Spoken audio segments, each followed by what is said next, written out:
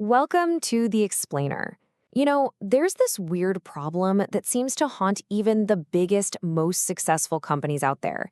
It's this constant cycle of just reacting, always feeling like you're one step behind. Well, today, we're going to dig into a way to finally break that cycle for good. This quote, man, it just gets right to the heart of the issue, doesn't it? It's a pretty stark warning. If your organization's default setting is to wait until change is banging down the door, you've already lost. So the real question is, how do you actually break out of this? All right, so first things first, we've got to really diagnose the problem properly. In this first part, we're going to look at what's called the reaction trap. It's a business habit that is unbelievably common and, frankly, incredibly dangerous. And here's the fundamental disconnect, the big paradox. On one hand, companies say they expect to get pioneer results. They want to lead the pack, be the first, be the innovator. But the reality? Their whole operation is built to react. They only change when they're forced to. They only innovate after a competitor makes a big move. It's like they're expecting a gold medal while always starting the race a lap behind. And look, this is so important to get. This isn't a talent problem. It's not like these companies are filled with uncreative people. Not at all. It's a systemic thing. The entire structure, the whole machine, is designed to focus on one thing: short-term execution, hitting this quarter's numbers on that Excel sheet. There's just no room, no formal permission to look up and see what's on the horizon. So, if the problem is baked into the structure, guess what? The solution has to be structural too, and this is where things get really interesting. It's time to introduce the hero of today's explainer, the Explorer team. So let's be super clear about what these teams are. These aren't just another task force for putting out the latest fire. No. Their one and only job is to explore. They're given the time, the mandate, and, this is key, the psychological safety to look at what's coming, to question everything, and to bring back dispatches from the future. Okay, so what are these explorers actually doing all day? Well, it's about casting a really wide net. Sure, they're investigating new tech, that's part of it, but they're also observing how culture is shifting. They're analyzing what a company in a completely different industry is doing, and then asking that powerful, sometimes uncomfortable question, hey, what if that happened here? And they get to do all of this without that crushing weight of tomorrow's deadline breathing down their necks. You gotta hear this. This metaphor is just perfect. Thinking of an explorer team as some kind of luxury is a huge mistake. It is not an expensive, optional add-on. It is an essential system. It's the company's radar.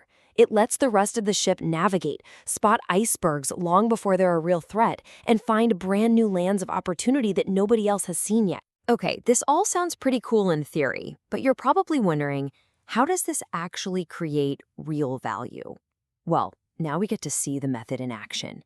We're going to talk about a really fascinating idea called cross-pollination. So let me ask you this, and it's going to sound a little weird. What on earth could an insurance company possibly learn from a music festival?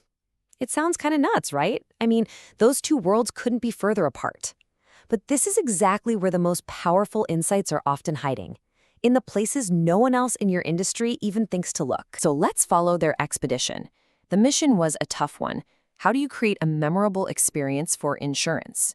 A service nobody wants to use. So the field trip? They went to a music festival, not for the music, but to observe community, emotion, connection. And the big insight they came back with? They needed to shift from seeing insurance as just a transaction to seeing it as a relationship. And the result? A totally new brand focused on human connection, a real, tangible business outcome that came from a seemingly crazy idea. And there's actually a name for this incredible technique. It's called cross-pollination. It's the deliberate act of jumping into worlds that seem totally unrelated to yours, all to find fresh answers to problems that have become stale and exhausted. Because let's be honest, if your whole industry has been talking to itself for the last 20 years, the best new ideas are probably somewhere else. Okay, let's get down to brass tacks. You're sold on the idea. It sounds amazing. But how do you actually build one of these teams and make it work? Let's dive into the blueprint for making explorer teams a real success. The operating model here is all about a really careful balance. For structure, they need to operate in parallel with the main organization, not totally outside of it. For output, they're not there to write 100-page reports that nobody reads. They come back with actionable finds, with hypotheses you can actually test with future scenarios. And this last one, reporting, this is crucial. They have to report to someone high up enough to actually enact change, someone with the power to say, yes, let's do that. So you might be thinking the biggest danger here is that this team just goes off on some wild goose chase, explores without direction and wastes a bunch of money. But believe it or not, that's not the main risk. Here it is, the real failure point, the number one reason this fails. The team does its job perfectly. They uncover a game-changing insight, a massive opportunity, a huge threat, and they bring it back to the mothership, only to be met with a giant wall of, that's not how we do things here. The company's own immune system attacks the new idea because it's different. This is where exploration goes to die. So how do you prevent that from happening? Well, it really comes down to two cultural ingredients. And the first one is absolutely non-negotiable. You have to have foundational, deep trust in the people you sent out to explore. You have to believe in the process and in your team, even when, especially when, their findings seem strange or make you uncomfortable. And trust, on its own, is totally useless without this second ingredient, courage. It takes real bravery from leadership to hear an idea that was born at a music festival and say, you know what, let's test it. It takes courage to put resources behind something that isn't a guaranteed immediate home run. Without that courage, all this exploration is just a fun academic exercise. All right, let's wrap this up and bring it all home. We've seen the problem, we've seen the solution, we've got the blueprint.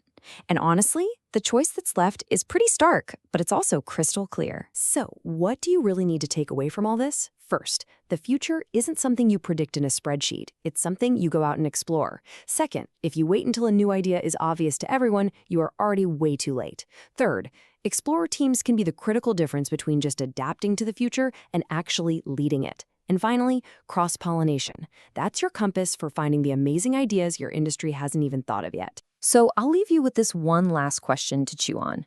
Think about your own organization, where you work. Is the culture one that actively tries to connect different worlds? Or is the knee-jerk reaction always, nah, that doesn't apply to us? Your answer to that question might just tell you everything you need to know about your company's future. Thanks for joining us on The Explainer.